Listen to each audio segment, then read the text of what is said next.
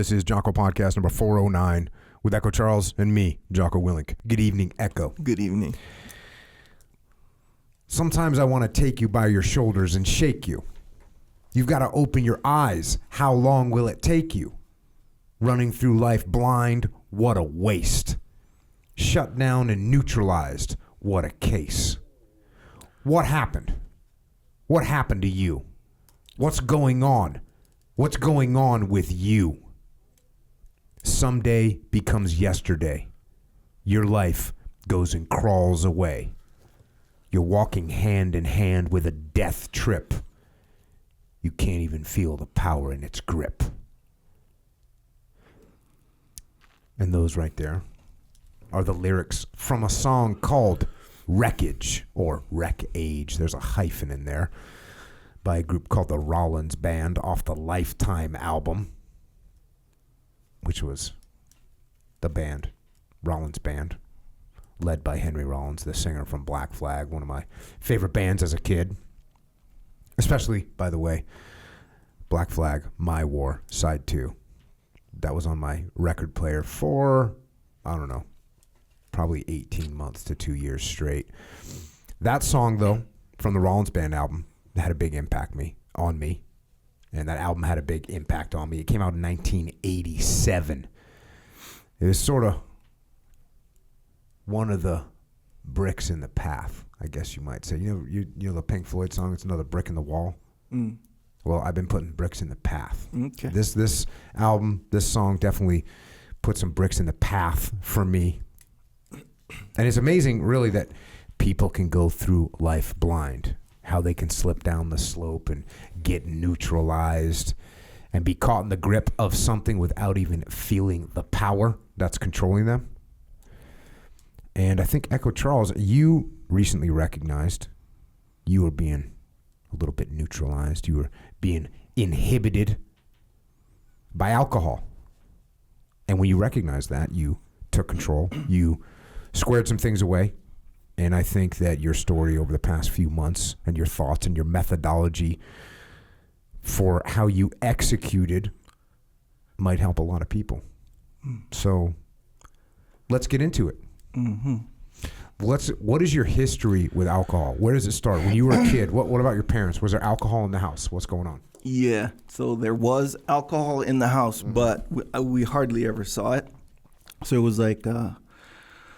So my mom never really drank at all, but then my dad was like this super social dude. Mm-hmm. So he'd after work, he'd always bring us with him, and for the most part, yeah. Like after work, he'd go to these beach parties with his friends, and they weren't huge parties; they were just hanging out with their friends, basically. And yeah, he'd drink and stuff. And you figure, how old is your dad at this point? Probably in his 30s, maybe. Yeah, so you figure, well, he was 33 when we were born, so 40s. So he's like in his my 40s. age-ish. Yeah. Going down to the beach. Yeah. Having a couple beverages with the boys. Yeah, which there's no. We grew up on Kauai, so it's like that's just how. So it's not like it wasn't a big deal. Mm-hmm. Kids running around, and we weren't the only kids, so. At the pavilion, by the beach or whatever. So, and my dad was the kind where like, you couldn't tell he was drunk. You know how some people you can tell, they just night and lights, they switch and you can tell they're drunk in whatever way. Their behavior, their. Well, let's break that down a little bit. Some people get angry, right? They want to fight everybody. Mm-hmm. Some people get silly. They're laughing at everything. Yeah. Some people they get all slurry and kind of lose their motor skills. Yeah.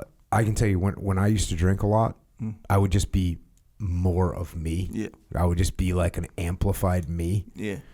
And it's fun, but it's not really like one of the best long-term, not a long-term thinker. Yeah. And so your dad was one of these dudes that would be like, you could barely even tell that he's drunk type thing. Yeah. Or that he's drinking. You couldn't tell. Okay. Like and then again, I was a kid, so I don't know, but he would not act different. Mm-hmm. And maybe if there was something different, I didn't notice any kind of pattern, kind of a thing. And then what would help, and I'm thinking back, I remember this, I would be like, oh, Dad, have you ever been drunk before? And he was like, no, I don't get drunk. He would say that, even though he does get drunk. But he would say that, I don't know if that was a tactic or what. But yeah, it was like full on. He didn't act different at all. Meanwhile, I see other people acting different. Like they would get, I saw like people get in fights, and I seen a guy like stab a guy in the arm and like all this stuff or whatever. And he's like, oh yeah, they don't know how to control their alcohol, that kind of stuff. Wait, you thought that? No, Or that's what my told you dad that? would say. You know, sometimes we're like, if someone's showing out or something like that, they're like, yeah, they're just drunk or whatever, kind of a thing. And I was like, okay, well, you know, alcohol can do all this stuff, but for some reason, either my dad doesn't drink a lot, or, you know, it just doesn't affect him. So it was like that. And then, but every once in a while, like I'd find like a 40 ounce in his truck, half gone, you know, like that kind. But I didn't notice any of the effects though, nothing like that. My mom would mention it, like, oh, Dad's drinking or whatever, but I wouldn't see it, so I didn't know what she was talking about, like whatever. So that was kind of it, really. So when did you start drinking? When you were a kid? No, like not when we were a kid. Actually, me and my brother Jade, we didn't drink. And it was like kind of, you know, we played sports and stuff like that. But even through high school, when everyone else started kind of drinking and partying, we were like kind of like, it was like a badge of honor kind of a thing where it's like, yeah, we don't drink or do drugs, nothing like that. In fact, we had this newspaper article when we went to college, and they were like, you know, interviewing us or whatever. And they were like, oh yeah, what would you want to like, what message would you send off to people about yourself that you'd kind of, you know, want people to know or whatever? We're like, oh, that we don't drink or do drugs and never will. That's what it said in the newspaper. Damn, look at you. I didn't know you were so famous. No, well. Back in the day. Yeah. No, I mean, we were playing football, so, you know, football's kind of a thing. You were kind of hometown heroes, huh? A little bit. You know.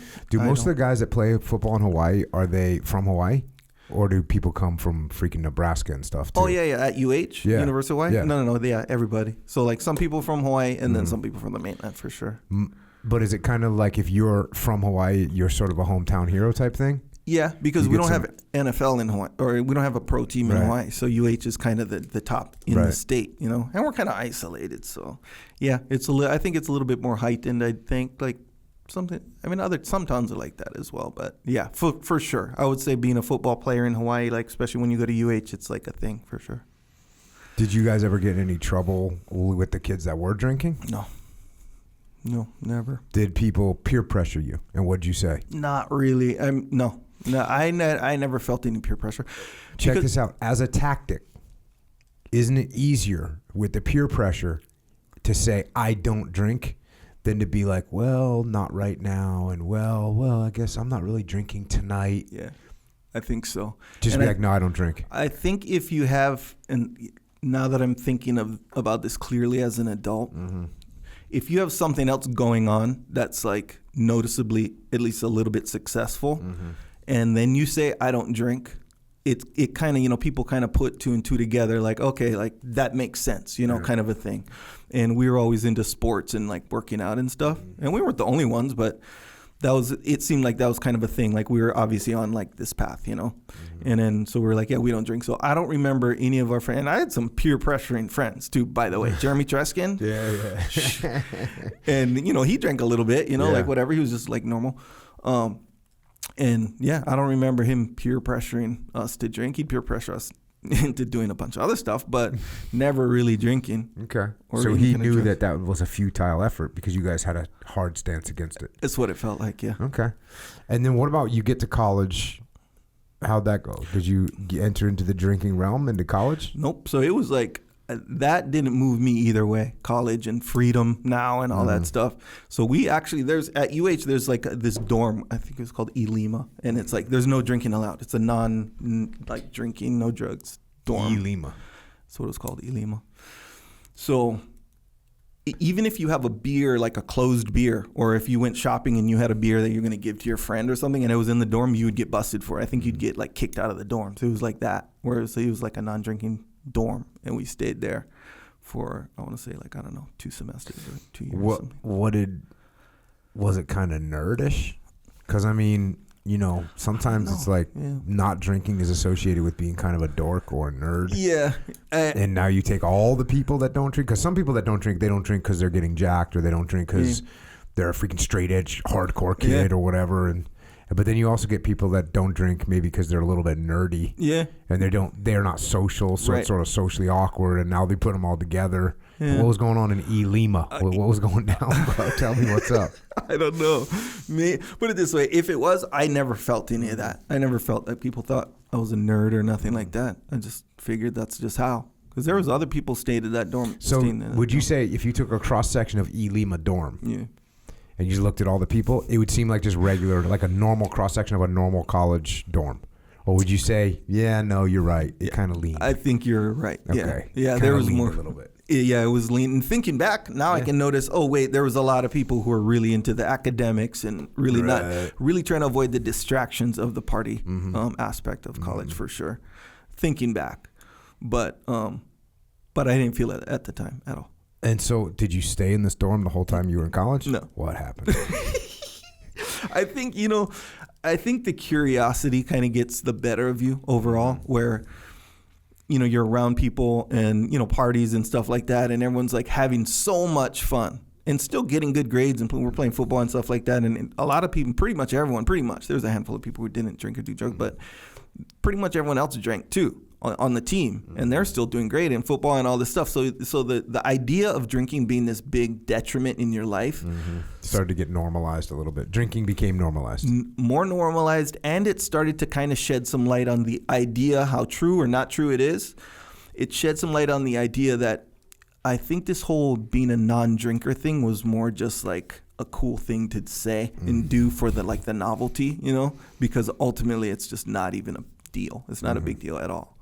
And then so you kind of mix all that stuff together, and then we're curious. When you would drink, what kind of drinking were you doing? Were you a dude like, you see the college kids that are just slamming handles of vodka? Yeah, doing the whole college thing. Oh, the whole thing. Yeah, because college drinking is different. Blackout drunk scenarios? I never was that. No. So in college, you figure. Because I'll tell you what, like in the SEAL teams, there's a whole nother freaking, and I guess the military at large, there's a level of drinking. It's probably comparable. It's in the realm of like college type drinking. I think blackout, throwing up, right? Alcohol poisoning, getting your stomach competing popped, in drinking games, drinking competitions. Yeah. Like there's a level of stupidity that goes down in the 18 to 20, 22, 24, 25, age group. Yeah. This is when people die. Yeah. This is when people fall out of windows. This is when people die of alcohol poisoning, drown in their own puke. Just all kinds of horrible things happen. Yeah. And it comes like that age group, 18 to, like I said, 23, 24. Hopefully by the time you're 25, you're not slamming handles of vodka. No. But I think the military is probably more hardcore, to be honest with you. I think it is too. The other thing there's a bunch of things that make it that way too. Number one, you have a paycheck. Yeah. So like a college kid, like you're a little bit concerned about your money. That is true. You're a little bit concerned about your money. In the military, you're like, yo, I'm getting more money in 2 weeks. Yeah. So the money I've got for right now is for tonight. And we're going to get it. Yeah. And there's a whole element of like, we're going to die anyways. Right. Yes. That's what I thought. I came to grips with that. I was talking to Peter Attia when he came on the podcast last time. Like, you have an element. When you're in the SEAL teams, even in the 90s, there's no war going on, but you're skydiving. Yeah. You're freaking diving. You're locking out of submarines. Like, people die. Yeah. And so at some point in your head, you either believe that you could die, or you at least use that as a rationalization to like just get crazy. Yeah. Like at least some part of you is, well, I could die tomorrow doing a skydive. So we're going to have a good time tonight. Yep. So you have that whole thing going on. So you got a paycheck, you got a possible death in the near future. Yep. And you got a bunch of friends. And the other thing that's weird, this is probably the biggest one. You know how when you go to college, you're free for the first time? Mm-hmm.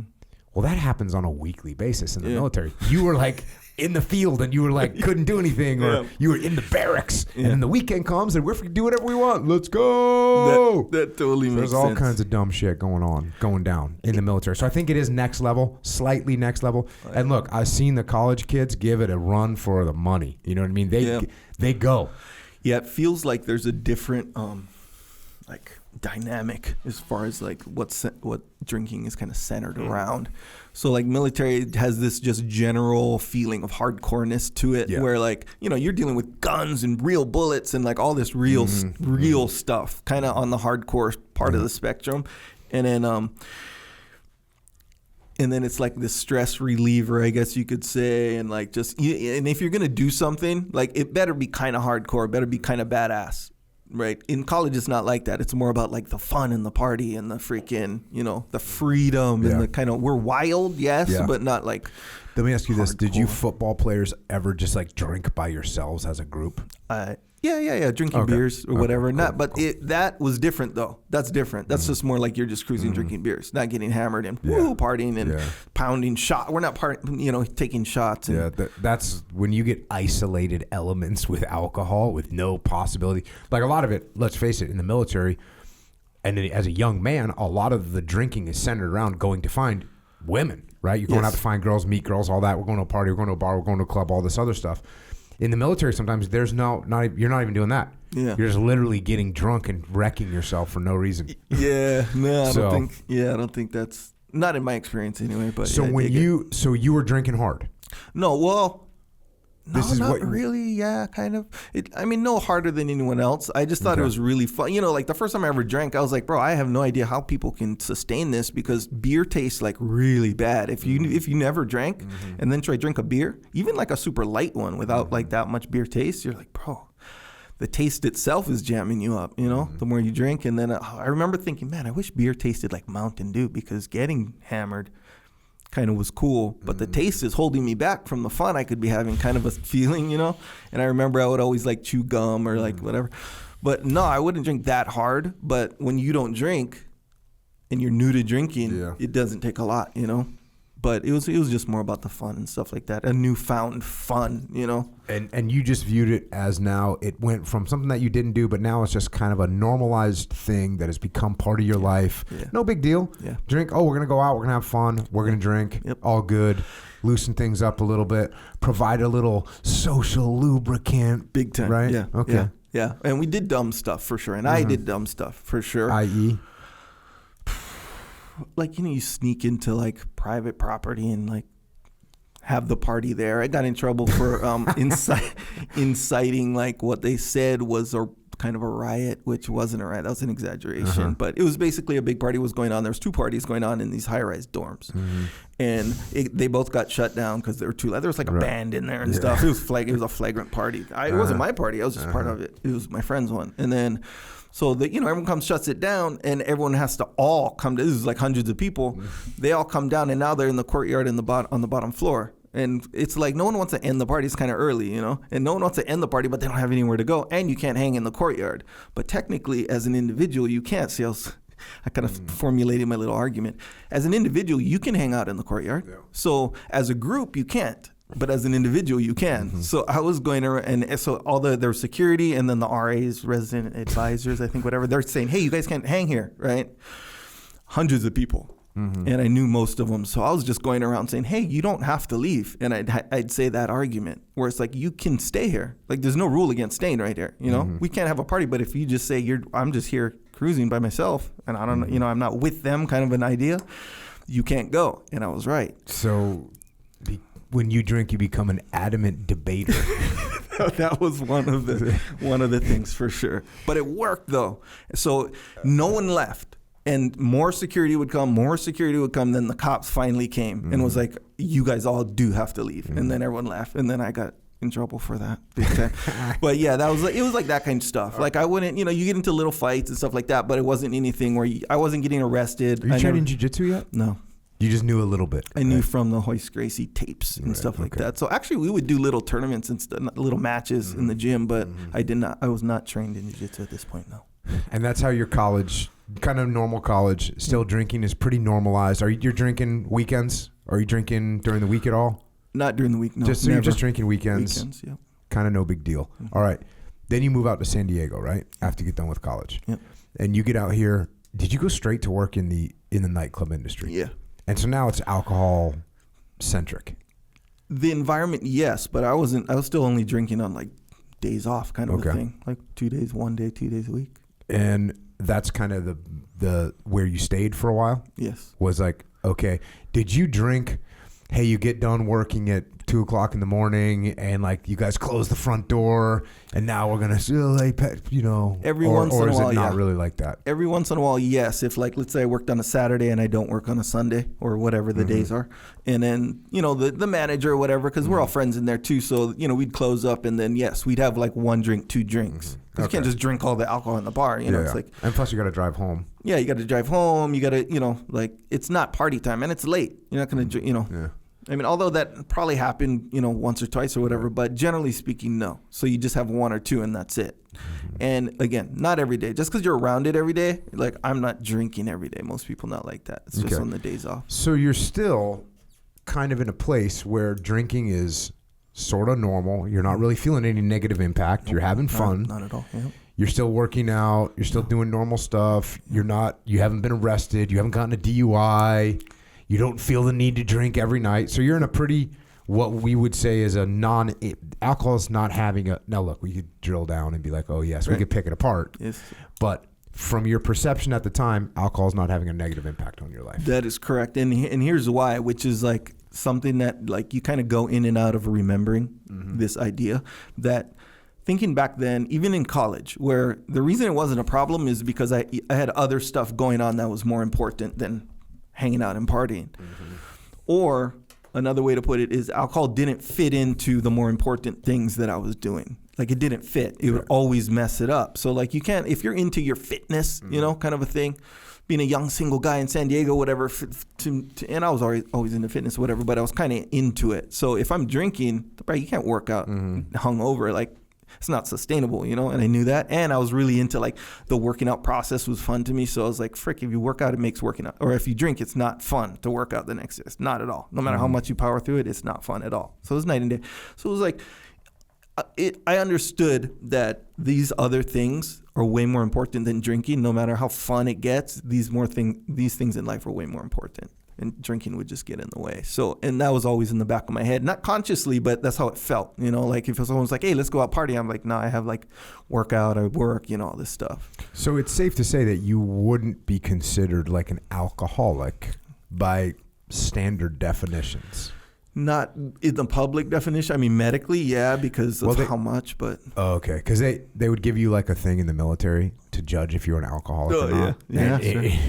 And it would be like 6 questions like, do you drink to get drunk? Do you ever black out? Do you have more than one, whatever? And it'd be that you'd answer them, and then it'd say, if you answered yes to one of these questions, then you could be considered an alcoholic. And most of the guys in my platoons would just, every one of those would be a yes. Like, yeah, of course I blacked out, last night, whatever. It was almost like they judged it to the point where it didn't mean anything. Yeah. You know what I mean? Yeah, exactly. Yeah. It's like, oh, everyone's just an alcoholic.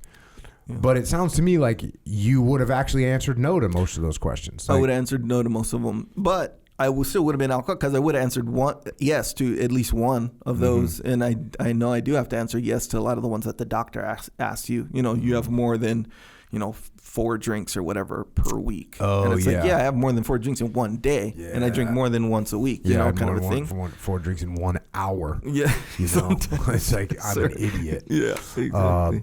Okay, so you're doing cool. I mean, relatively speaking, this is not causing negative impacts in your life at this time. Correct. Again, could you have been better? Yes. When I look back at my life and I just think of the financial implications of drinking, it's ridiculous. It's totally ridiculous. Yes, it is. Because when I was on the SEAL teams, we spent a lot of money on alcohol. A lot of money on alcohol.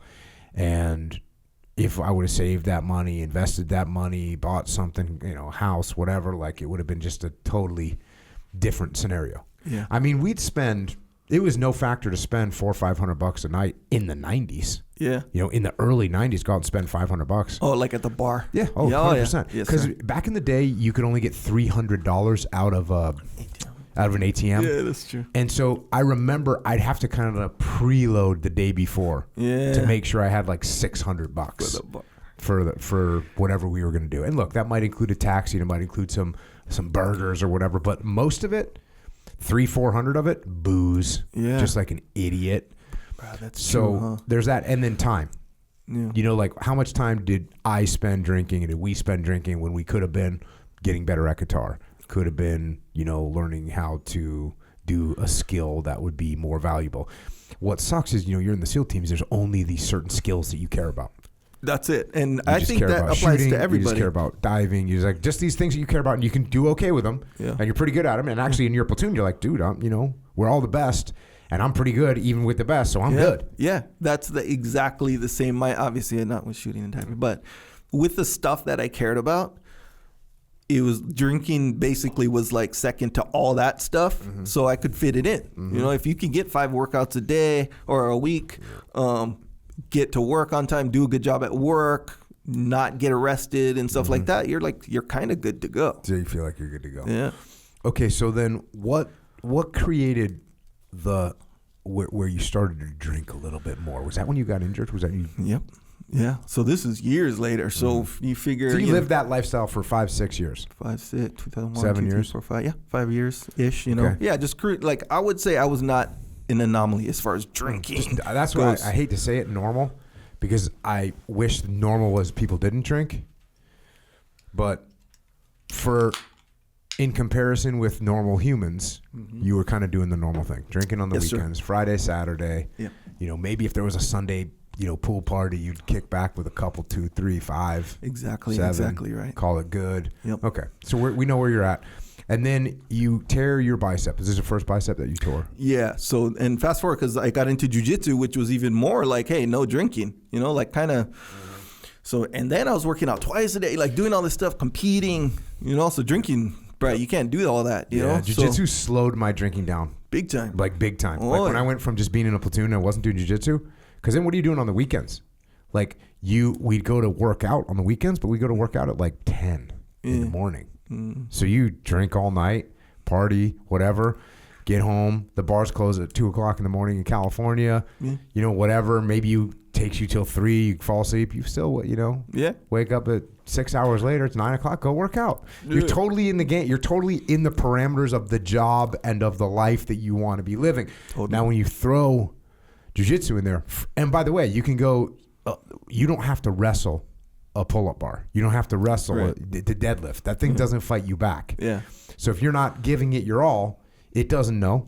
No, it doesn't. Right? You know what I mean? Yeah. Like if you couldn't get your 6th rep, it doesn't care. You just did 5, and you don't have to pay anybody for that. Yes, sir. But on the mats of justice, there will be justice. Oh, justice is served. Oh, yeah. And if you're competing, that matters. Where like if you're like, okay, I'm going to go to training and you're competing or whatever, you got a tournament that month, that week, whatever, and you go train and you have a bad day of training, that is like, oh my gosh, like freaking should I be competing? I'm not that good, or what, like just day to day, that's kind of like that constant evaluation of your skill level.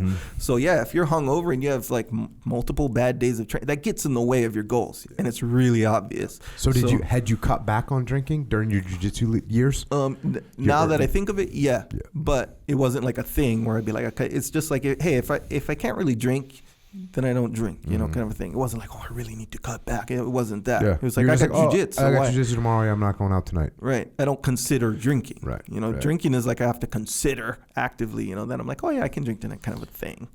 Okay, so you get injured. Yes. And now you can't train. Can't train. And this is when you're starting to get creative, for lack of a better word. You're making videos. This is kind of in the beginning of your video career, is it not? I think that injury kind of opened up that, where, because I can't go train, I can't lift really. I mean, even when I'm lifting, it's like you don't have many fitness goals you're trying to achieve when you're injured like that. So you're just trying to maintain, trying to do rehab and stuff like that. So in the meantime, what are you going to do, kind of a thing? And I was always into that creative stuff, so... Yeah, I picked up a camera or whatever and started that. The reason I bring that up is because I know that you have told me, and you used to tell me this even when you were drinking, you'd be like explaining that you would kind of get pleasure out of sitting there making a video and drinking what did you used to drink? Vodka and soda water or something? Yeah, well, at that time, I think it was vodka and grapefruit juice. Okay, so you're drinking vodka and grapefruit juice. Yes. But you would just drink. That's what you do. You sit in the computer and you work on your videos. Yep. All night. All night long. Yeah. Staying up late. Well, here's the thing. Sometimes you used to come to record the podcast in the morning and you'd been up all night. Well. Or a lot of the night. Yes. Oh, yeah. A lot of the night. Pretty much all night. Well, if you remember, fast forward a little bit, the first few podcasts, I would drink while we're doing the podcast. That's insane, dude. Yeah. And that was just like the first drink of the night. But yeah, here's what it is. Wait, though. why did you drink while we were recording the podcast? I didn't even know you were drinking. Yeah, it looked like a cup of water because no one has a big cup like that of just full of. I don't know. So you were drinking. That's interesting. I'm gonna have to go back and listen to those and see what drunk echo. But you weren't really drunk. Nope. And you were just buzzing. After that one drink, it's like you don't really feel it till the end of it anyway. So it didn't really change me at all. Even when I stopped drinking, I didn't feel any difference. Okay. At all. But no, and here's the thing. I'm going to say this part because it's a trap, because this is part of the trap where, because, it's like an addiction, right? So there's good addictions and bad addictions. And of course, both are kind of debatable on certain levels or whatever. But I got addicted to the learning process of all this video and CGI and all this stuff, because at that time, that was the beginning of the resource flood, like on YouTube and stuff. You can learn anything on YouTube. Like right now, you can learn pretty much anything on YouTube. You can literally learn how to be a lawyer on YouTube right now. But back then, it was like that was the beginning of all that. And a big part of it was video stuff and video related stuff. Yeah. And it's, of course, for videos to learn, there's going to be a lot of videos to learn about videos to learn, because the people that know how to make videos are making videos to learn because they make videos. Exactly right. So consider the little trap I kind of fell in, because I got addicted to that as well. That's all I wanted to do. What do you mean addicted? Like that's all I wanted to do is like learn how to do this next effect or this next type of video. Like how many hours would you spend doing that? Like 8 to 10 hours a day. Just straight. Yes, straight. So a lot. So like during the day, it wasn't as fun, but during the day. And I'd try to get a workout in of some sort. But Sarah would be like, come on, like, hey, we want to eat dinner. And you'd be like, oh, I can't, I'll be down. Just eat without me type thing. Yes. Not that specifically, but yes. But yeah. I'm not doing that. I'm not doing a bunch of other things because I'm just going to be dorking out over here. Correct. That is correct. Yeah. I mean, we didn't have kids till like later. Okay. So it was just me and her. But yeah. Oh, yeah, fully. Like I wasn't going places. Even if I would go places, I would be like thinking about it. Yeah, fully. I was addicted to that. But then at the drinking, now I was really addicted to the process, because you get to kind of... Because it makes it like more fun. Way more fun. Oh, yeah. So, but like I said, like there's external things that can make the addiction to the drinking way more powerful. Like if you're addicted to like going out looking for chicks or like, the other thing that you're into, if it involves drinking, like it makes it like double addictive kind of a thing. Just so happens mine was a constructive thing. But which ended up being a little double-edged sword because now I can rationalize it more, Yeah, you used to rationalize. You used to rationalize some videos and some ideas that were just dumb. Oh, yeah. That was part of it, and we had many conversations about that where you would basically say you'd have an idea when you were 2 o'clock in the morning and you were kind of drunk and you'd spend 3 hours working on like something that just was that you shouldn't be working on. Yeah, and the next day. Oh, yeah. You know how many like... So we'd laugh about started videos, started companies. So I buy like 5 URLs, like XYZ.com. And the next day I'm like, proud of what I was thinking. CGIgraphics.com. No, trust me, that's a way better idea than the most of them that I had. But yeah, that was the process right there. Okay, so we started this podcast in 2015, believe it or not. And I remember for a while you kind of like backed off. I remember you were saying like, dude, and you kind of backed off of drinking for a bit. Yeah. And you kind of went back to maybe the normal like weekends, whatever, having a pool party, whatever, something like this. Yeah, fully. And a lot of that is because I had kids. So when you have kids or whatever, you make those adjustments. But it's weird because I'm not competing in jiu-jitsu anymore. And, fitness is kind of like, like I don't care that much about it. Even though I did care about it, it was still part of the whole gig, but I didn't care as much because the career part of my life was like, was improving, and was kind of establishing itself before the podcast. So as long as I could get the work done, as long as I could get a workout in, and as long as I wasn't failing as a parent, the rest of I fit in the drinking. Right. And just so happens you can make a lot of adjustments, with these things, especially when you run your own schedule. So you can go, okay, I'm going to drink, and then, okay, kind of battle through everything else and still kind of be able to be successful in it. You can pull that off. So yes, I wasn't getting, like, it wasn't super heavy, but basically I was maintaining for sure. But I'd go in and out though. Like I would quit for like a month, you know, that kind. I was that guy, which is when you quit for a month. Why would you quit for a month? Would you be like, dude, I'm doing this too much and I'm not getting stuff done? You just sort of, it's a feeling that comes, you know. So was it full like addict mode when you're like, dude, I just really want to have a drink right now? Or did you say, you know what, I can quit anytime. See, I just quit for a month. That's no big deal. I'm good. That was it. Yeah, exactly right. I never felt like, every once in a while when I'd wake up like actually in the hungover realm where I drank kind of too much and I'm physically feeling not that good, then I'd be like, man, I really need to stop. But then if it wasn't that, I was like, because I proved to myself every single day that I can power through the day, even if I'm a little bit dragging, you know. It was that kind of scenario. And then what happened, basically COVID. Now we're in lockdown, allegedly. And look, Youre and I lockdown was not like a normal person lockdown. I think we were kind of doing what we were doing. But it did mean the kids are at home. It did mean there's no travel at all. Yep. You know? No jiu-jitsu either. You and I traveled. People were doing jiu-jitsu in very small groups. And it was easy to not do jiu-jitsu because, well, you could be like, well, I don't know, or whatever. So you started drinking more in lockdown. Yes, sir.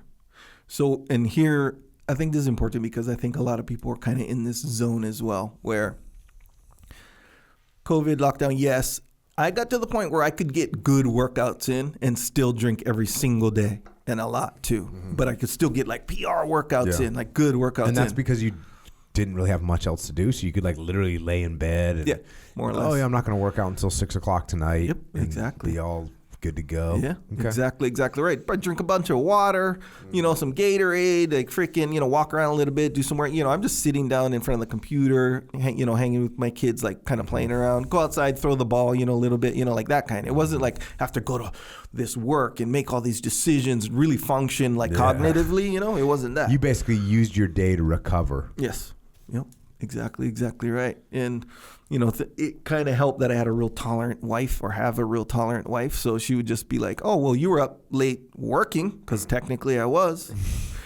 So it's like, yeah, it's just his schedule. Even though you were making a CGI video of a freaking of the tooth fairy or something. Chicken. Yeah.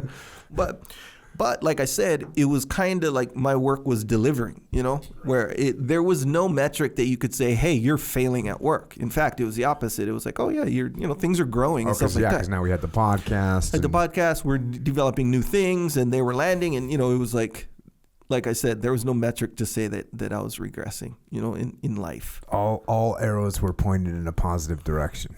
We'll say most, for sure. Most arrows. Yeah, so you can kind of tolerate it, you know. So.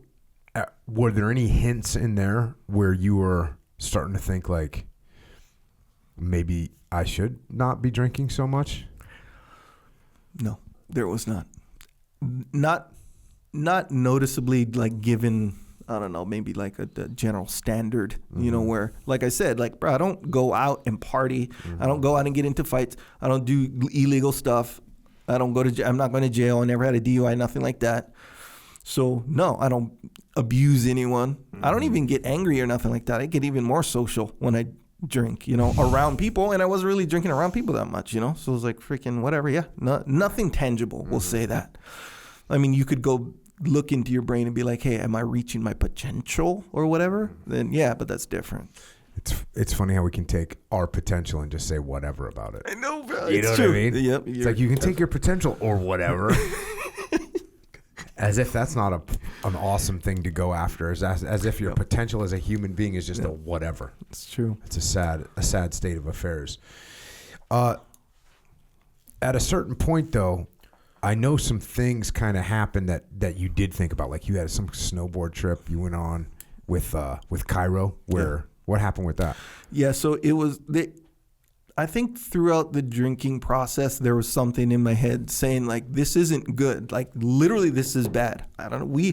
We're not at the maturity level yet to admit exactly why, but we know it's there, lingering, you know? And you're saying me, in myself, in my own brain. So I would do these little tactics where I'd be like, hey, freaking, I'd pour my drinks out like for the night, you know, I'd pour them out like beforehand. Be like, okay, there's like, you know, I know how much vodka goes in one big drink, so I'd pour them out. So I'm like, okay, I got 4 drinks tonight. or 5 drinks tonight or whatever. And then I'd take the bottle and I'd be like, Sarah, freaking hide this somewhere, so I don't, because, after a few drinks, that plan goes right out the window. You just want that other one because you want the fun to keep going. So I knew that. And so I got down to this system, right?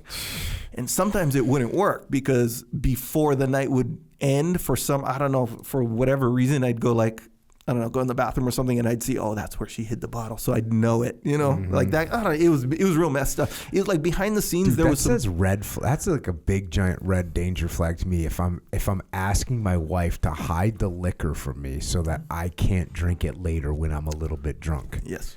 Yeah. But you actually registered that as if you were squared away. Okay, yeah, good system. Exactly right. It wasn't perfect because I'd defeat the system sometimes. But the point there isn't like, whether I felt good or bad about it or nothing like that. It was more that it was obvious that something was wrong that I was fighting against, even though like I felt or I could rationalize to myself that it was working. It was obvious that something like was wrong and I could feel it, So what happened with the snowboard trip? One of these moments of clarity, I'm like, I realized I was one of these people who had all these, like, for lack of a better term, dreams and aspirations and plans. And one day I want to do this. And I'd really like to get into this. Every time I see someone snowboarding, for example, I'd be like, oh man, I've always wanted to snowboard, like for years and years. I grew up on Kauai. There's no snow on Kauai, by the way. So I'm like, oh man, I would really love to do that. And then I'm like, wait a second, I could totally do that like tomorrow, right? Like at this moment. But then why don't I? And it never really happened. Then one time it was just one of those happenstance moments of clarity that I'd be like, nah, like fuck it. I'm going to make the plan. Tell Sarah. And, Sarah grew up in the snow and she loves that kind of stuff. And she was like saying, so anyway, I made the plan. I was like, hey, let's go snowboarding right here. And Sarah signed right on because she grew up in the snow. She loves it. She was freaking super happy. She was even saying, freaking, I've been waiting for you to get out of your routine to start doing more stuff like this or whatever. I was like, okay, cool. And then we did it. And we went up there. It was like the best, man. Everyone freaking loved it. I loved it. I liked it even better than I thought I would. So it's like one of those things. And it was just yet another hint that, bro, there's a world out here that like is like limitless, that things you can do, things you can learn, things you can, have the potential of like embracing and succeeding in, on all these different levels. And it's all out there waiting. But that drinking, which it always came back down to the drinking, because I can work I can work a lot and still do that stuff because I'll have the energy to do it. But drinking, you spend just like I said, you spend the whole day recovering essentially. So you're like, if you're not in the mood to do something, bro, that feeling goes way up when you're dragging from drinking. And for you, that was even true with jiu-jitsu. Yeah. It was like a struggle to go, where I'd be just dragging myself to jiu-jitsu. And the other day you came and you were telling me afterwards, like, bro, jiu-jitsu is so fun. So fun. Oh, yeah. Like, it's like, back in the day where I think we're all kind of like this, who've been into jiu-jitsu for a long time. Back in the day, it's like you couldn't wait to go to jiu-jitsu. Even like when you wake up, like in my case, I'd wake up in the morning and I'd be like, shit, how long is it till I get to go to jiu-jitsu? Just can't wait. Everything about it's fun. Doesn't matter if you get tapped or don't tap. It doesn't matter. Nothing matters. It's just like just being there and doing it. It was fun. Everything from the moment you step. So I'd always think about it. But, bro, when you're dragging, bro, that's kind of the last thing I want to do right now is go get freaking choked by Jocko and stuff and freaking get claustrophobia because he won't let me up. So then the window starts to close and you're like, well, I woke up a little bit late and I gotta, I do want to do this and I gotta take out the garbage and plus I was supposed to, probably not the best day for me to go. Yeah. Oh yeah, fully. And it's habitually that would happen so much that after a while, I kind of like forgot about it in this sense where you forget about jiu-jitsu because it's just not in the schedule, and then every once in a while it'll click. They'd be, oh wait, I could go to jiu-jitsu right now. Then I'd like drag myself and go. So I'd hardly ever go. I'd go like once a week, once every 2-3 weeks, like that kind. There was a competition of jiu-jitsu this weekend. Yeah, hell yeah. World League. And World League. Good tournaments. Run super smooth. All good. Well, my daughter competed and she was competing. She did gi and no gi, and she was competing with the gi. And she's in like a tough match, these are, it's tough matches.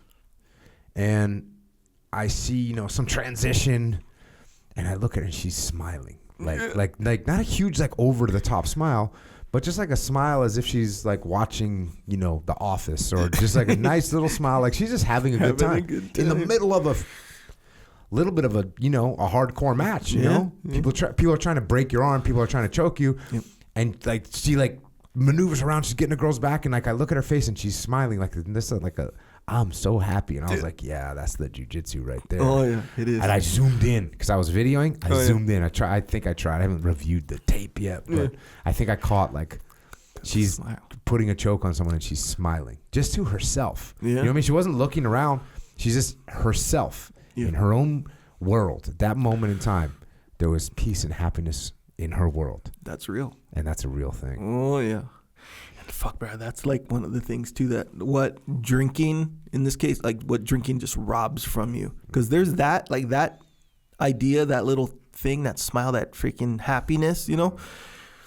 You'd be surprised how many things in life like that exists in. Yeah. And bro, I'm telling you, you'll miss. I don't know. I totally would miss a bunch of that stuff, you know, because I'm like focusing on recovering and like, you know, you're dragging. You're not in the mood for anything. So things that are supposed to give you the internal smile aren't doing it. Not doing it. And you get used to it. So it's like a kind of a sad state of affairs, you know. So now you're just not smiling as much. Not as much at all. What about did you lose let's say like you're making videos and you're still into that, and did you lose any of that? No. You still like that? Yeah. You still got an internal smile? Yeah. Yes, sir. Did you feel like because, you know, you'll hear a rock and roll guy say like, well, you know, we wrote this song, we were high, we were drunk. That's kind of like helped us make this wild stuff. I heard Joe Rogan will say like, you know, these dudes were high as hell, you know? Yeah. How do you feel about your creativity with alcohol? Yeah, I would say that that's a real thing in my experience. I felt like that was a real thing for sure. Because like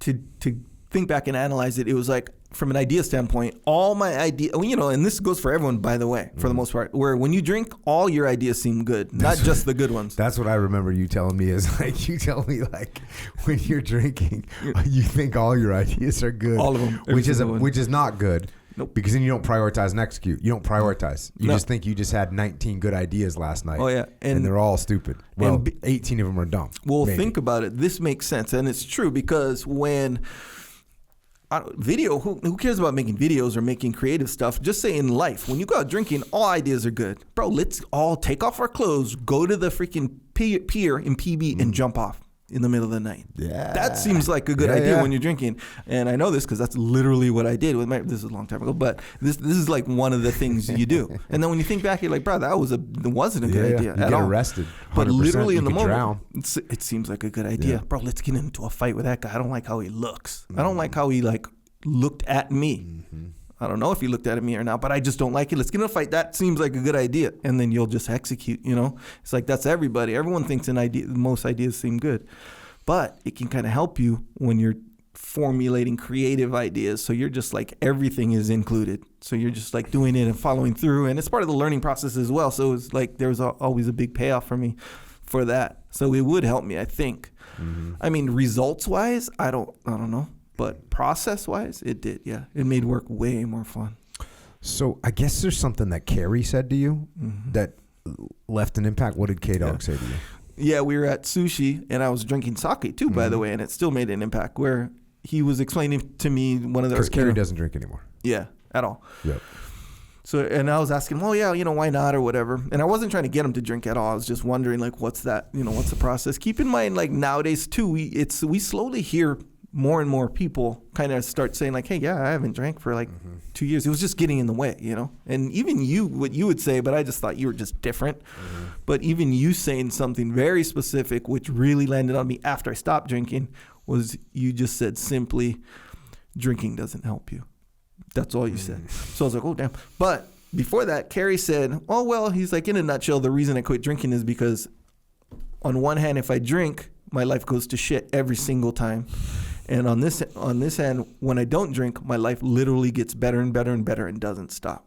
And I was like, oh, damn, that's like a good, even if that's not factually true for anyone, like that's literally how it works most of the time. I mean, It'd be hard pressed to find someone that their life gets better when they're drinking and gets worse when they're sober. Exactly. Look, right.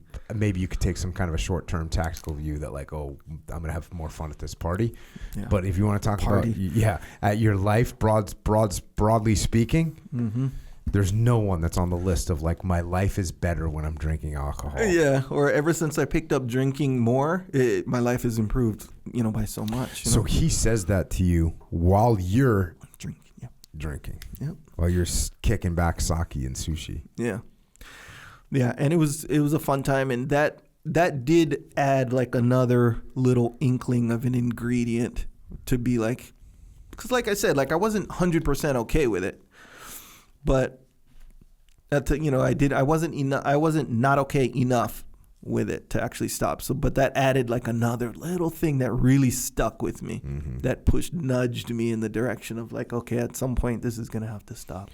So at what point did you reach the tipping point? What was it? Or what were the final kind of like items? It was weird. It was almost like a super anticlimactic ending to a movie or something like that. It wasn't like, oh yeah. You know how like some people, they'll be like, and this is what I do too. I'd be like, yeah, I'm going to stop drinking on Monday, and it's like a Friday, so I'm gonna have one last deal, and then on Monday it'll happen, and then maybe it works, maybe it doesn't, and it for sure doesn't stick, right? But mine was like, it was like 3 or 4 days before camp, and the jiu-jitsu camp, yeah. And I for whatever reason just didn't drink before, like a few days before that, just by happenstance. And then I went to camp, and then I think in camp like things gel because you're just in the mountains, and a lot of times like you're just by yourself in the cabin, and so like all the information and that's kind of rolling around in your life kind of like gels in your brain. I think that was it. That's it. And you kind of do the math, and you kind of like search your feelings and all this stuff, and you kind of realize, wait a second, drinking even short term has not been really serving me in a way. And then if I could ever find it in myself to like not drink for a week, it's like, why I feel so much better just in general. And like you kind of consider, sure, I did some cool things like outside of my normal routine, and developed cool traditions, and snowboarding was just one of them, and that is cool. But imagine how many other things could like materialize if I just freaking finally just turned my back on drinking. What about that incident that we had? We had an incident at camp with you, me, my daughter Hannah, a couple other people, and there was a dude at camp, and we were all just sitting around for mid-rats or whatever, like the post evening jiu-jitsu session. Oh yeah. They bring out food, and you can kind of go get make a sandwich, grab a milk. Was kind of the deal. Yeah. So we're all in there doing that, and you're kind of tired, but you just got done training, but you're not, you gonna go get some food. Yeah. You don't want to go catabolic. No. So we're in there eating, and they made an announcement like, hey, if you guys want some beer, there's some beer in there, etc. And we were all just got done training. We're not feeling like drinking, and there was a dude at the table with us, like kind of an older dude, probably like a little bit older than me, and he stands up and like walks over to the cooler. Well, before that guy, we were talking with him beforehand, and he's a successful dude. Like works in I think Silicon Valley or something like that. Yeah, Started some company, was an engineer or something like that. Like a successful dude that's at camp doing jiu-jitsu on the path. I mean, it's like all good, right? Yeah. And then we don't think anything of it. There's like an announcement, hey, there's beer in the coolers. If you guys want to grab a beer, cool. He kind of just hears that, and I don't think anything of it. Yeah. He stands up, goes over, grabs a beer, all good. Comes back, and I remember he kind of like put the beer on the table, and he reached to open it, and he goes, I haven't had a drink in 20 years. And I look at him, and I just go, hey, were you an alcoholic? And he got a look on his face like he just got busted, kind of. Yeah.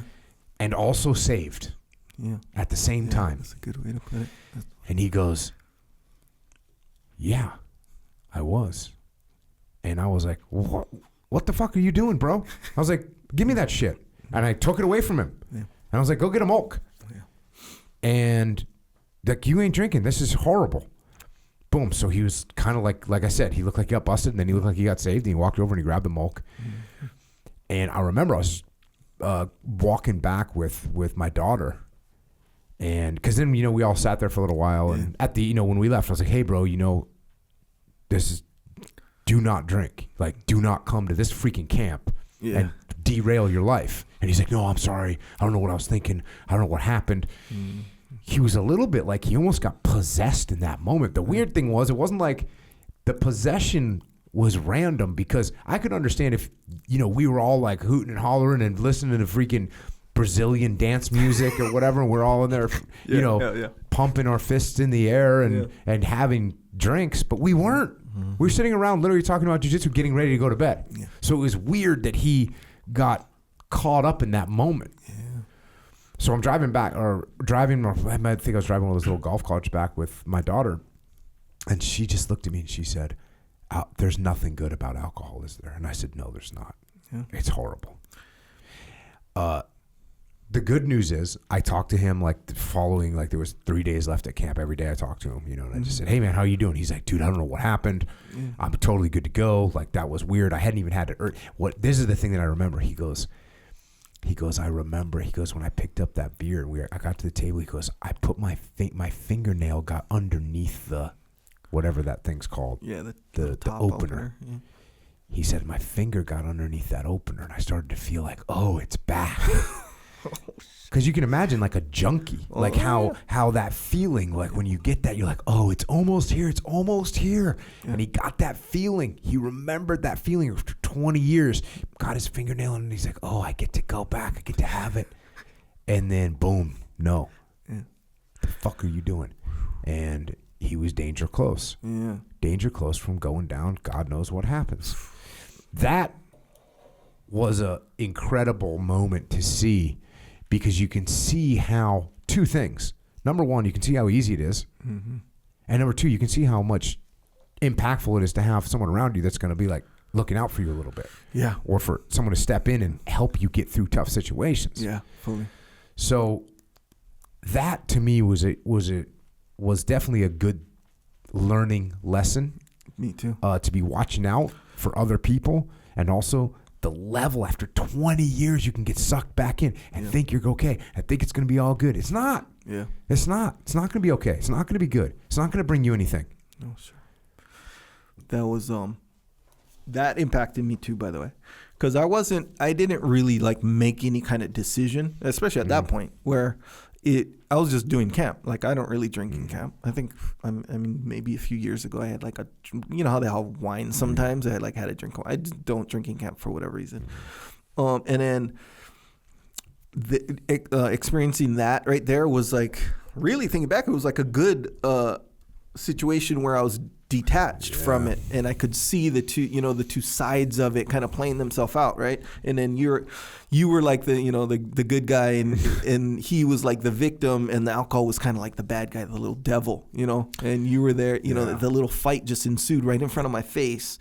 And this guy, bro, he almost went down straight up, because it's not like you saw the whole thing happening. We didn't know anything. I didn't know anything. Actually, that's what someone else that was at the table with us said to me. Like, I never would have asked that. Me too. I said that.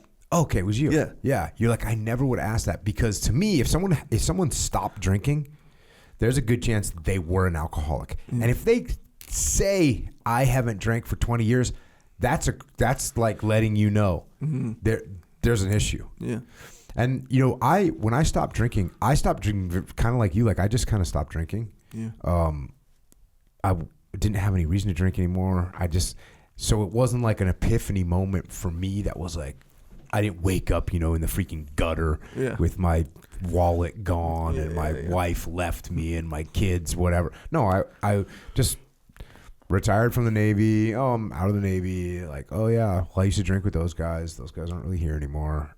I saw one of them last weekend. Oh, cool, we had a drink, but I still got to go home. I got work to do. I got this, I got that. And it just eventually, over a pretty short period of time, I was like, yeah, this is stupid.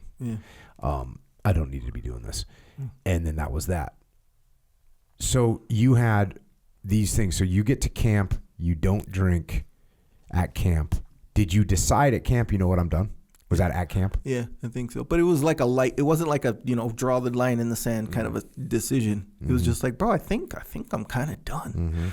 And it's kind of, how you can kind of have these little. What scares me about that is there's a lot of people. The description that you just gave and the description that I just gave, I don't think that's normal. I think if you have a problem with alcohol, you have to draw a line in the sand. That's what I think. I actually don't think I have a problem with alcohol. Matter of fact, I know I don't. Like I have no desire to drink. When I stopped drinking, I had no desire to drink. So I can't say that I would have a problem. But I think people that have a problem, they have to draw a line in the sand. And I know this because I've known alcoholics. Yeah, me too. The one beer, I'm just going to have a few tonight. That's not a thing. It's not a thing if you're an alcoholic. Yeah. It's not at all. Yeah. And I do believe that everything is a spectrum. But I think that being an alcoholic, this is what it seems like, that's a spectrum as well. But the way that to ensure that it's going to be effective, that you can win the fight against that kind of stuff, is to draw the line in the sand, for sure. That as far as like reliably win, that's the way to do it, 100%. What's weird is if you're listening to this right now and you're thinking like, well, I don't really think I would need to quit drinking because I don't think I have a problem with it, so therefore I'll just keep drinking. It's sort of like that just indicated to you that you actually really want to keep drinking. You probably have a problem. Yeah. If you're like, yeah, you know what, I don't think I should drink either. Yeah. You probably don't have a real problem, and you stop. Yeah. If you're listening, it's like, yeah, well, I don't really, wouldn't need to draw a line in this. If you're already making excuses hearing this, and by the way, if I sound like I'm trying to get you not to drink, if you're listening to this, I am. I don't want you to drink. I know it doesn't help you. I know it only will hurt you. I know it brings no benefit in your life. I know it hurts your health. It hurts your mindset. It hurts your workout tomorrow. It hurts your interaction with your family. It just doesn't do anything good for you. It doesn't help, as I said to you a few years ago. Drinking does not help you in any way. So I'm recommending line in the sand. Yep, I'm going to stop drinking. Right when? Right now. If you have to give yourself this weekend, that's definitely telling you that you should stop right now. Yeah, that's right now. That has sorted itself out. That method, it sorted itself out to be a failure. Yeah, and I've always threatened to do like a podcast on the straight edge. I think we might have done an underground a little bit on straight edge, but just the straight edge scene when I was growing up and what that was like.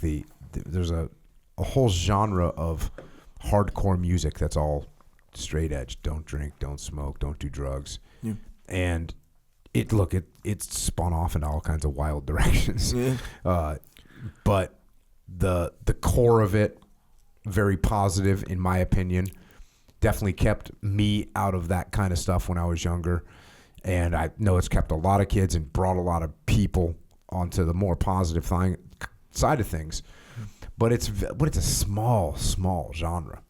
Most music is telling you to drink, telling you to party. Oh yeah, that's what most music is doing. It's terrible. Yep, you do notice a lot of that stuff too, like how much. And this sounds like obvious, and it's nothing new, but like how much alcohol is part of like our culture, even the good parts of our culture, right? So you know, we just traveled recently, so I'm looking at all the cool advertisements on the electric billboards and like all this stuff, and one of them is like, oh, finally get a break, get away, whatever, go to this hotel, right? And they show all the cool, fun family stuff at this hotel and the kids running around, like real wholesome stuff, kind of like, oh man, that seems kind of nice. And a few of the clips are like, the parents cheersing their wine and their like tropical drinks, and they didn't say, hey, there's alcohol in here, but it's like obviously alcohol, like that's what they're selling, Yeah. I mean, the wine was obviously alcohol too, but it's like that's just part of it. It's not like a big deal, and they're not saying, hey, wink, wink, you can, if you really want to, you can have some of this stuff if you really want to go hard. They're not saying that. They're saying, hey, this is part of the family, wholesome, refreshing, recuperative experience of our awesome hotel. Yeah. Like, oh yeah, by the way, alcohol too, by the way, in that one. So hell yeah, come get it, kind of a thing. And to be honest, it seemed kind of nice. The little ad was like, oh, that looks kind of nice. But I was like, interesting how they just slid it in there. Slid it right in there. All right, so you quit drinking. What do you notice when you quit drinking? Like what? how long did it take you to start feeling the effects of like, I'm not drinking anymore. Now I'm not drinking. It's been this many days. Immediately. So, and I've always known this, and asked like Greg Jane, right? Greg McIntyre. I always talk to him about drinking, even when I was drinking. We just talk about it, the effects or whatever. If I go like one day without drinking, the next day not feeling that drag, bro, I feel like Superman. I was like, bro, no wonder guys can work so hard. They feel like freaking they have endless energy, you know, because I'm so used to dragging, you know. But for whatever reason, it just didn't, you know, take hold or whatever. But so of course I feel that like you just have, and you're not dragging. And when you're used to dragging, like for just literally like a decade of dragging pretty much every day as the norm. Damn. And now you're not dragging. You're like, holy cow. It's like you shed like a big ball and chain. It's just cut loose. You know? I was going to say you've been wearing a weight vest, 20-pound weight vest for the last freaking 10 years. Mentally, that's literally what it feels like. And then it's weird because that feeling just gets stronger and stronger as like the weeks go on. So you're like, holy cow, like I didn't know, like it was weird. Like I always had this happen where I'd be dragging and if you drink it enough, given the kind of the research or whatever I've done, it's like it kind of puts you into a literal depression because you're like your chemical balance or whatever kind of gets imbalanced in that way because it's like this cycle and all this stuff. So I'd feel that, not super strong, but I'd feel it every once in a while where I'd be like, what is this dumb, like life is kind of like pointless in a way. It's not suicidal, nothing like this, but it's just kind of like, all right, you work and you do this and it's like, but why does that even matter? You know, you go down this weird spiral. It's not super powerful, but it's there. And I'm like, I don't know, whatever. All right, cool, whatever. And then I'd go crack open a drink. No, not at all. I'd go work out and I'd do a hard workout because like I said, I got to the point where I could totally do a sick workout being hungover. I go do a workout, and after maybe the first 2-3 like hard sets, boom, this rush of like, oh my gosh, life has so much more meaning now. And I don't know why. I know it's not because I worked out and life is freaking, you know, life is lifting. I'm not saying that, but it was just this more like this a little bit, and it kind of is, but. It was just more of a feeling, you know? And I was like, there's some chemical shit going on in my head that is causing me to feel like this. And this working out hard like this is kind of helping me balance it out. So that feeling, that the workout at that moment, because it's happened a few times, that feeling just like is like constantly becomes there. The norm. Yeah. So it's like every once in a while I'll be doing some normal everyday shit and then I'll be like, why am I enjoying this so much right now? And then usually I'll say it because Sarah knows that I stopped drinking, or you even, a lot of times I'll be like how I said, isn't jiu-jitsu just so freaking awesome or whatever? Like that when I'm having those feelings, like I'll express it to anyone around who can appreciate it. I'll be like, bro, you know how freaking cool it is to not drink or what? You know how I'll say that sometimes? Is because of that reason. Because you start like appreciating everything more. And I did anyway. And as the weeks kind of went on, it just got more powerful, more powerful, you know? So that was it. That was the experience. So now all these ideas that you're like, hey, I need to do more of this, or I need to start this or whatever. You're just hey, it's time. Let's do it. Let's start it. And then you just do it. You know, you follow through with way more stuff. So I'd say, yeah, that's the impact for sure. So did you tell Sarah, your wife, did you say, hey, I quit drinking? Or did you she said, oh, do you want me to make you a drink? And you were like, no, I'm good. And then the next day she said, oh, do you want me to make you a drink? You said, no, I'm good. And I think I don't really need it. You know, I didn't tell her, and I'm trying to remember, because again, it wasn't like this big deal. I was just, and let's face it, I've probably said it. I think I'm done with drinking a bunch of times before. So felt like maybe you didn't need to say it again for the 50th time. Exactly right. That's all. I would have felt pointless, yes, to say it hey, but I did end up saying it. I said, hey, I think I'm kind of done with drinking. I just said that. And she was like, yeah, me too. You know, she'll say that. So what, she just got on board? Well, I think in the moment she thought, okay, we're going to try this again, you know, kind of a thing. And then I didn't drink, and she was like, after a few days, she was like, oh shoot, I think I'm with you, you know, kind of a thing. And then now she's feeling good. Yeah, she you know, I think most of us are like this, where it's like, oh shit, that's what we're doing, okay, I can sign on to that, you know, unless it's some bad decision, you know. So it was kind of that going on.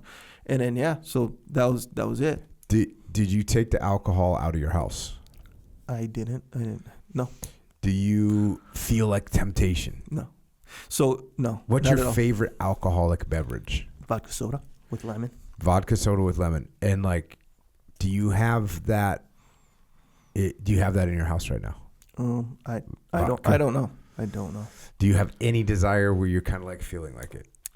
No. So I'm trying to think of it. Have I ever had that since? Every once in a while, this is weird. Anytime I hear like an old song that I used to like a lot, because really when I really analyze my feelings, it's more like the benefit that alcohol did bring in the short term was like I could feel more. Like I could feel like, the feeling, like, if you really get into a certain song, the feeling, it was like, oh man, if I had a beer to help enjoy this, it was more that. So I'll be like, oh man, if I had to really immerse myself in the feeling, but it's such a fleeting feeling, it's like once the song ends, you're like, freaking whatever, that was a dumb thought kind of a thing.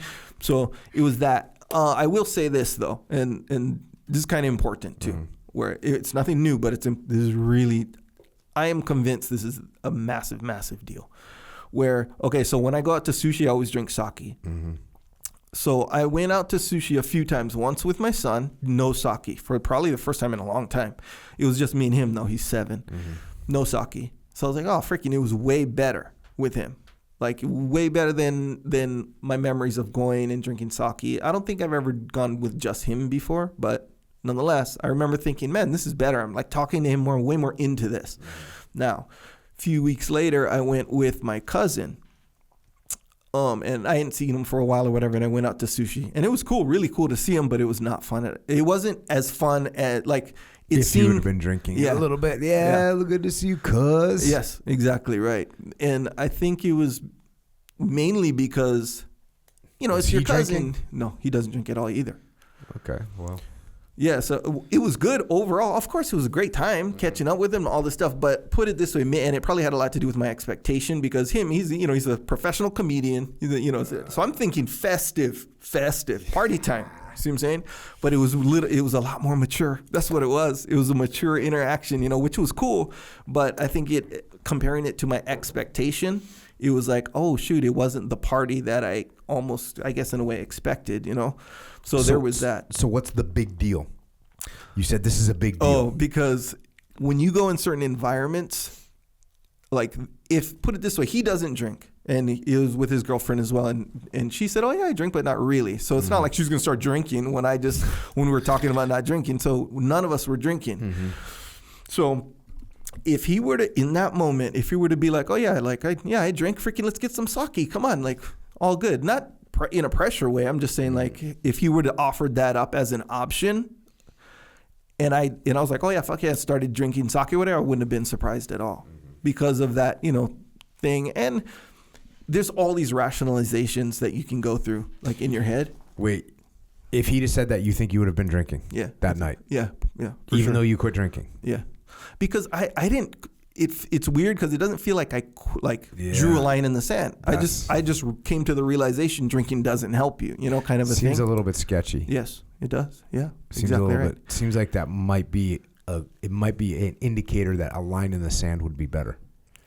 That's why I think a line in the sand is better and a lot more reliable. So now, hopefully, after this podcast comes out, people will just be like, "Oh yeah, Echo quit drinking," and hopefully they won't be like, "Oh, let's see if we can get him to drink." Yeah, well, put it this way: if someone tried to get me to drink, then now it's like another thing. Now it's a challenge. Me and you, and bro, I'm winning. I feel like it anyway.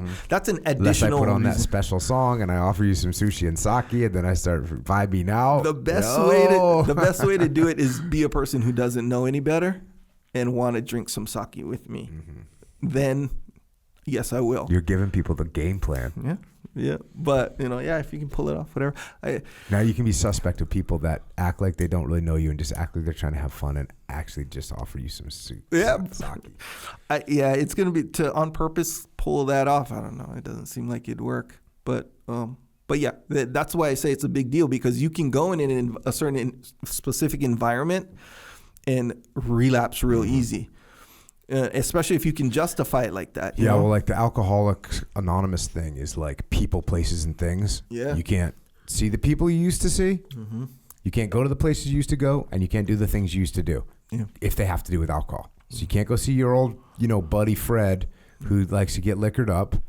You can't go to the bowling alley because that's where I used to drink, get liquored up. So that's, and then I can't bowl because that's the thing that I do, or fish or whatever thing I'm doing, I'm drinking. So you know why that is? The thing, what is it? What would bowling be? People, places, and things. So if you that's go, the thing that I do. Okay, so let's go places, right? So if you're used to going bowling, in my case, going to sushi with friends and freaking talking.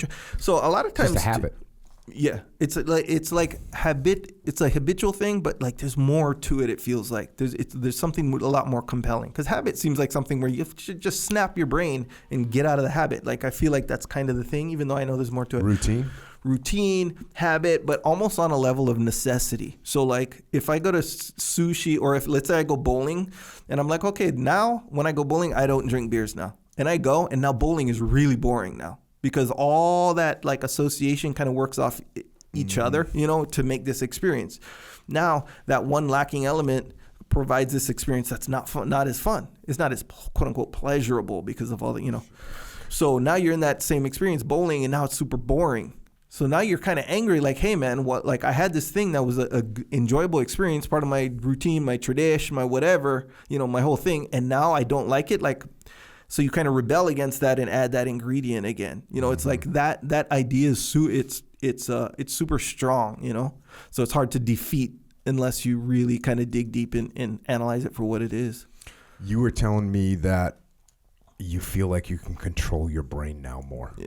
It's true. 100%. Which is like mind control from freaking Discipline Equals Freedom field manual. Now you feel what I feel. Yep, I do actually, and that went through my mind so much, where I'm like, freaking, this is how Jocko does it. He just doesn't drink. It's like, I know there's more to it than that. I know, but the feeling is that night and day, where the idea of hey, you want to do something, right? You want to do something for yourself or with yourself, or you have some goal you have or whatever. Things, it's nothing huge. Like freaking, I want to lose. You know how easy or how simple it is to lose weight if you want to lose weight. You know how simple it is to work out every day. Like if you were like, hey, your life, like if you had like some terrorist person and was like, hey, I'm going to kill you if you don't work out 5 days a week this week. I'm going to kill you. The moment that it turns midnight and you haven't worked out, I'm going to kill you. He's right there. And you can't kill him. Bro, you would easily do that. It wouldn't be a problem. So it's like it's super simple to do it. You just essentially find reasons not to, right? So excuses. Exactly right. Excuses, right? So excuses are powerful, but they're only as powerful as you allow them to be. So if you say, okay, I'm gonna set this goal, short term, medium term, whatever, and then you don't do it, you can't control your mind. You for real can't control your mind, because somewhere along the line you said, yeah, I said I'd do that, but I'm not gonna do that, kind of thing. It's like, bro, you can't control your mind for some reason. I mean, I don't know where the disconnect is, but for somewhere you lost control of your mind. That's a crazy thing to think about. Like, we think about the power of the human will, and people make all kinds of goals and they just never do them. Just choose not to do it. Just like, no, I'm instead gonna freaking sit around and watch Netflix. Yeah. Like that's actually what they do. Oh yeah.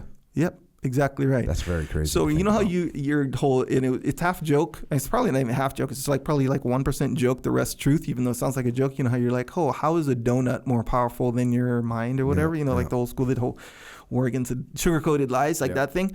So really think about that in actual boots on the ground, freaking like reality, real life. It's a real thing. Think about that. Like I do not like. Let's say it's an aesthetic thing, right?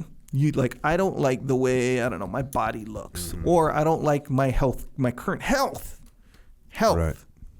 The most important thing. Probably, yeah. If you lose your health, you lose whatever. Yeah. The most important thing, you only get one body. Like, that whole thing, really analyze it for what it is. So now this donut is literally a step backwards now, right? Yep. And the donut isn't a person who's like. It's not a manipulative creature. Bro, it's just existing. It's literally just existing. Like you can literally close your eyes and it doesn't even, you can't even see it. Like it's and not like. You can't really smell a donut too much, most of them. And here's the thing, that doesn't matter either. Bro, the thing you could literally like throw it down the can and it'd be done. Yep. You throw it in the trash, it's gone, Yeah. It's not a thing that follows you around and forces your hand behind your back or you got to like tap or nothing like that. It's like just existing. Yeah. And you're like, okay, I'm going to do this with my health. It's like going out. You know, we have the grappling dummy. Yeah. Which is, for those of you that don't know what that is, it's like a punching bag with arms, but just a stuffed punching bag with arms. Yeah. Imagine you walk out on the mats and you get tapped by that thing. That's what happens when you eat a donut. Literally. It's like something that beats you, that has no mind of its own. Yeah. Can't even move towards you. It can't do anything. And yet you go out there and you just trip over the grappling dummy and break your arm. I mean, you're absolutely right. It's like crazy to it's think. almost like not even an analogy. It's almost like literally that's what you're doing, because the grappling dummy, like your mind made it into a grappling dummy. It's just cotton and freaking leather and cloth, like put together in a certain. And your mind was like, "Ooh, that looks like a person." Yeah. Now that's and it's over there in the corner, and you chose to walk over there, and you didn't trip over it. You walked and got into the triangle choke of the. You put his legs over. You put energy into putting his legs over your head, under your arm, and then like squeeze. You squeezed it. He didn't squeeze. That's just cotton. Cotton doesn't squeeze nothing. You squeezed it and then tapped and be like, man, I just didn't have the skill today. You know, just had a bad day. Bro, no, you didn't. You had the skill. You had everything. Yeah. And then you chose to do it. Expended you got energy. tapped out by a freaking piece of cloth. Yep, exactly right. The same exact thing. And here's the thing. It's not like you just tapped out and whatever. With the donut, you literally have taken a step backward with in a very important, one of the most important things that you have in your whole life. And you took a step backwards just because you couldn't control your mind. That's why. And you feel like you have more mind control now that you're not drinking? 100%. 100%. Hey, what about, I know one of the biggest things that you say you take away from the podcast in general is the ability to see the strategic vision, the big picture, the long-term plan, as opposed to the short-term gratification, tactical, what I'm doing right now today. Do you feel like the big picture, the long-term strategic plan has become more clear and easier to navigate towards? Yes, sir. Big time. Actually, I would even go one step further and say it became clear, because before I realized it was there. So like moment to moment, you're like, okay, you can make the evaluation, but now I feel like I can like actually see it for what it is, like this actual real existing kind of thing. Yeah, I feel like I have way more access to it now. So you have this focus. You can control your brain. You understand the big picture. You go through life. You'd heard, you always hear people tell you that, alcohol is not good for you. I told you, I mean, I never was like, dude, you shouldn't. I don't think I ever said to you shouldn't drink. Nope.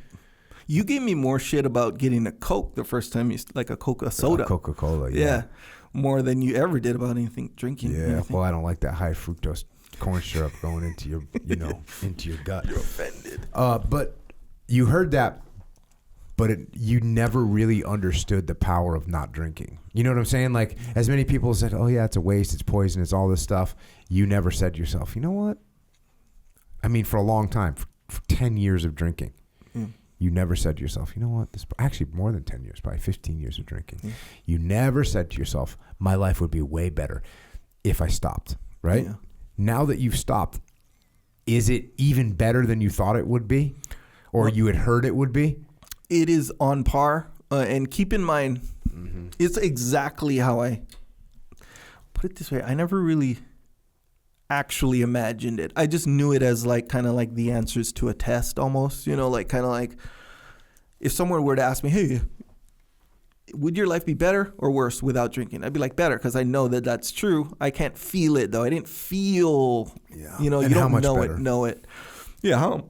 How much better? How does that look when I do this? How does that look? Yeah, I never really thought real deep into that part of it. I was just basically going moment to moment, so if I could pull it off, one day, 1 week without drinking, then I could feel it, but I didn't really I guess I failed to formulate any kind of structure or plan or vision into the future. I was like, cool, I did it and I know that's good for me, but now I can kind of cut loose and whatever, kind of a thing. It was like a moment to moment kind of thing. I think once it kind of takes hold and then you recognize it for what it is, and then you kind of get exposed to, in a real way, what you could be doing and what your life could be, and you're exposed to it actually happening. And then you say, okay, I choose right now to pursue this and not pursue this. And go back to what freaking K-Dog Kerry Helton said, where you just go binary, go be like, okay, hey, I could either go this path and be like, hey, my life is going to go to shit every single time. And in real life, it doesn't go to shit every single time level 10. No, it doesn't. But it might go level 0.1 or 0.5 or 1. Adds up. Yeah, exactly right. And here's the thing. Whether it adds up or not, I mean, it does add up. Yep. Yes. Oh, freak yeah, obviously. But it doesn't matter. You're choosing to go negative per event. You're choosing it as opposed to the other choice, go positive. Yep. So it's like, okay, so I could either go here where my life goes to shit every single time, or I could go here where my life improves every single time and doesn't end. Yeah. So then you if you can kind of formulate that whole structure in your head and be like, I choose this one, right? It does become a lot easier for sure. Well, I have noticed in the past few months since camp that your productivity is higher, your attitude is better. I mean, you never had like a bad attitude, but your attitude is better. Yeah. I mean, even coming to train. Yeah. You know, I used to like laugh when you'd show up to train. I'd be like, "Oh, you're gonna train today, huh?" Now you're in there, ready to go. Yes, sir. You're I'd say benefiting across the board. What's crazy to me is like, what else is like that? Yeah. You know what I mean? What else is what about your phone? Like in the social media that you're just looking at, or what about the food that you're eating, or what about like the cold exposure? Like what little things are out there? Jiu-Jitsu. A lot of people don't know that can put a smile on your face, right? Mm-hmm. A lot of people don't know that kind of thing. So it is definitely, and it's interesting. What's interesting about having you on here is, you know, most people that stop drinking, they have been, number one, they're alcoholics, and maybe, I don't know, there's a severity for alcoholism, but they're like, most people that quit drinking, they quit drinking because like they hit rock bottom, right? That's a thing. Yeah. Gotta hit rock bottom. Mm-hmm. And I would say you did not hit rock bottom. No. But you realized how much further you could go. Yeah. You know, it's like you didn't have to fall out of the tree to hit rock bottom, but you looked up and saw that there's a lot more altitude to gain, and you ain't getting it if you're hitting the bottle every night. I believe so, yeah. So let's stay clean, everybody. Yeah, I would say I like these little metaphors, like little vision, where you can kind of have like a vision of it, a quantified like vision, and it's almost like alcohol is this little devil. Mm-hmm.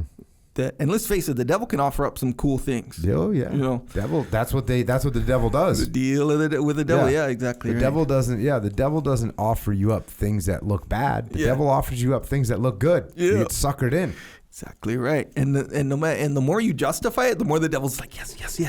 You know, you're like, no, but it's not. It's helping me in this creative way. Or it's like, it's not a problem. You know, I do it to have more fun with my friends, build relationships, you know, all this stuff. Where the devil's in there going, yes, exactly. Like more of that, you know, kind of a thing. But really what the devil is doing, it's finding its way into a bunch of parts of your life. In fact, the more the better. The more parts of your life that the devil can find his way into, the better for him. And then his goal is to just fuck it all up. And the more you justify it, the more he's like, yes, allow me into this part too. Yeah. You know, it's like, yeah, man, you're stressed right now. I can help you with that. Like, let me help you with your stress. Yeah. By the way, put some alcohol on your stress. That'll help. You know, it'll help for the next hour. Yeah. You can't think straight. You forget about the fact that stress is there. Yeah. And then you wake up and the stress is more. Oh, yeah. And then, you know what? Then you'll need me a little bit more. Don't worry, I'll be there. I'll be there for you until you die. It's true. Quit drinking out there if you're drinking. Doesn't help you. Get some help if you need it, but the alcohol is not going to do it. Anything else, Echo Charles? That's it. Hey, look, don't be drinking that, but you know what you can drink? You can drink one of these right here. You can drink some Jocko Go. Mm-hmm. You can drink some greens. Bro, our greens are good. It's true. And they give you everything you need. JockoFuel.com. Get some hydrate, get some Go, get some Mulk. Get everything that you need to support your body. Don't be mixing Go with alcohol, by the way. Yeah. I know some people have done it. Yep. They call it a jocktail. Okay. As opposed to a cocktail. That sounds cute for sure, but kind of defeats the purpose a little bit. We're not doing that. Why even drink? Actually, in a way. And hey, no offense, I'm not judging any person. Because it gives you energy. Because it gives you energy to get more wild. But we know why we drink this one instead of the bad one, because this one's better for you. Yeah, it tastes good, you know, all this stuff. But bro, you're kind of defeating the purpose. Honestly, if you're gonna mix drinks, I would rather you at least have it be more healthy version. But I would really prefer if you just didn't drink any alcohol. That's my recommendation. But I'll tell you. There was, you know, we got a question on the Underground a while ago, and a guy had written in, you know, like, can I just have 1 or 2 drinks a month or whatever? Yeah. And I said, you know what? And it was really in a time, this was, I don't know, maybe 6 months ago. And I kind of had an answer in my head of like, listen, if you can drink, you know, you can have 1 or 2 drinks, not that big of a deal. That's normal, and people carry on. And I just couldn't say it, man. Yeah. I just couldn't say it. I was like, you know what? I just can't get behind alcohol. I just can't do it. Yeah. I've known too many people that have lost too much in their lives to alcohol. Yeah. You know, everything from people that have, you know, spent all their money, people that have drank themselves to death, people that have wrecked their relationships, got divorced, end up killing themselves. Like, it's a terrible, it's such a huge part of all that negativity. Why do it? Why do it? And look, if you're out there kicking ass and you think to yourself, well, I'm kind of like Echo, you know, I still do my job. I still get everything done. I can still get a workout in. Imagine how much better you could be if you didn't have that ball and chain around your ankle, if you didn't have that weight vest on. So don't do it. That's my recommendation. I do recommend Jocko Fuel, JockoFuel.com. You can get it at Wawa, you can get it at Vitamin Shop, GNC, military commissaries, AFES, Hannaford, Dash Stores, Wakefern, ShopRite, HEB down in Tejas. What's up, Texas? We were just down there for the muster. Oh, yeah. Outstanding. Outstanding event. Meyer up in the Midwest, Harris Teeter, Lifetime Fitness, Shields, small gyms everywhere. You know, you got a jiu-jitsu gym, you got a CrossFit gym, you got a powerlifting gym. You want to get some Jocko Fuel in there? Email jfsales@jockofuel.com. Also, don't forget about if you're training jiu-jitsu, which you should, because it'll put a smile on your face. In many occasions, sometimes it won't. We get that. Sometimes you're gonna get frustrated. You might get a frown here and there. Yeah. That's just the frowns, or just the DOMs of jiu-jitsu, the mental. Sometimes you're like, yep. Like sometimes you get really mad doing jiu-jitsu. You get caught, you do something stupid. Yeah, I'm gonna be honest. I've seen you. Well, I've seen you appear really mad. Yeah. With Dean Lish a few times. Yeah, a few times. But I don't know that I've ever felt really actually mad in jiu-jitsu ever. Yeah. Even when I got injured, I was mad that I was injured, but I wasn't mad if I'm injured. But I wasn't mad that I was. But I was glad I'm still doing jiu-jitsu though. Yeah, true. You know, it's like the live by the sword, die by the sword kind of a feeling. If you want Jocko Fuel there, go to jfsales@jockofuel.com. And if you need jiu-jitsu gear, wherever you are, go to originusa.com. If you need jeans, wherever you are. If you need boots, wherever you are. If you need t-shirts, hoodies, rash guards, whatever you need, go to originusa.com and get American-made stuff. Don't support communism. Don't support slavery. Don't support child labor. Don't support poor quality products. Support an American-made product that is of the highest quality. OriginUSA.com. Get what you need. Oh, yeah. There you go. Also, discipline equals freedom. This is true. It's true. The more disciplined you are, the more free you are. Cut the ball and chain. That's what it is. Mm-hmm. Freaking ball and chain. Yeah, but you want to represent on this path, Ray. We're on the path, drinking or not. Whether you chose to quit drinking yet, or not, we're still on the path. You want to represent? JockoStore.com. Discipline equals freedom. Good. These are good attitudes to have, by the way. That's where you can get your stuff. Hats and hoodies. Shirts, of course. Also, this shirt locker, by the way. I saw a lot of representation at the muster from the shirt locker. Very good really representation. Piques a lot of other people's curiosity. Yeah. Yep. When they say, yo. Yeah. You just made like a heavy metalish looking one. It's pretty dope. Yep. Yeah, fully. And so a lot of them are like this, which I didn't realize, but like when I see everyone kind of with it, it's almost like, you know, we know discipline equals freedom. We see you wearing the deal, and you'll see like a new one. They'll be like, hey, where'd you get that one? Like that one's like kind of cool. Like, where'd you get that one? I didn't see that one before, but yeah, that's kind of the phenomenon in a way. Yeah. Good representation this past week. There you go. For sure. Shirt locker. It's called the Shirt Locker. It's on Jocko Store. It's a cool subscription. You get a new one every month. A new design every month. It's cool on JockoStore.com. Hey, you might also need steak. right? You might need ground beef. Go to ColoradoCraftBeef.com. Freaking outstanding steak. And also PrimalBeef.com, which is out in Virginia, the Shenandoah Valley. So you got 2 options right there to get yourself some steak. They will deliver it to your door, and you can just grill it up. You can throw it. You can throw it in a pan and cook it 2 minutes, 2 minutes, 2 minutes, 2 minutes, 2 minutes. What is it? Total of 8 minutes. And you probably got yourself a solid steak right there. Yeah. Throw some pepper and some rock salt on it. Watch your heat, by the way. Yeah, don't get crazy. Don't get nuts. Yeah, don't get nuts on that. Don't get nuts on the heat. What heat would you say? I would do Strong, a medium. medium. Do you put the what do you call the top? The cover? Yeah, No. the cover. Should I? Cover. Okay. No. I do the cover, but then I just go 1 minute, 1 minute, 1 minute, 1 minute, 1 minute only. 4 minutes. Yep, but with the top on. Okay, because that's maintaining a lot of heat, cooking it from multiple directions. I think so. Yeah. Okay. So hey, we all have our process. Check those out. Awesome people, awesome companies that you can get into, and you can also eat some awesome food. So there you go. Also subscribe to this podcast. Also go to JockoUnderground.com and subscribe to that alternative podcast. Also Psychological Warfare, FlipsideCanvas.com, but from Dakota Meyer, all the different books that I've written. Check those things out. We have Echelon Front. We just got back from the muster. 1,000 people there. It's been sold out for months. The next one is in San Diego. If you want to come to it, you got to go register right now. We solve problems through leadership. EchelonFront.com is the website. We also have online training. Leadership is not something you can do one time and now you know how to do it. Just like you don't get in shape going to the gym one time. You got to go every day. So that's what we made the Extreme Ownership Academy for. ExtremeOwnership.com. You can go on there every day and you can learn leadership and you can review leadership and you can hone your leadership skills. So that way you can handle everything that's going on in your business and in your life. ExtremeOwnership.com. And if you want to help service members, active and retire, you want to help their families, Gold Star families, check out Mark Lee's mom, Mama Lee. She's got an unbelievable charity organization. If you want to donate or you want to get involved, go to americasmightywarriors.org. Also, don't forget about Micah Fink. I just met a graduate from the heroesandhorses.org program. Great individual from the Marine Corps that had been through the program, was having some real issues going to the program, comes out of the program like a new man. So thanks to Micah Fink for what he's got going on there. Also, Jimmy May's got an organization to help people transition out of the military, beyondthebrotherhood.org.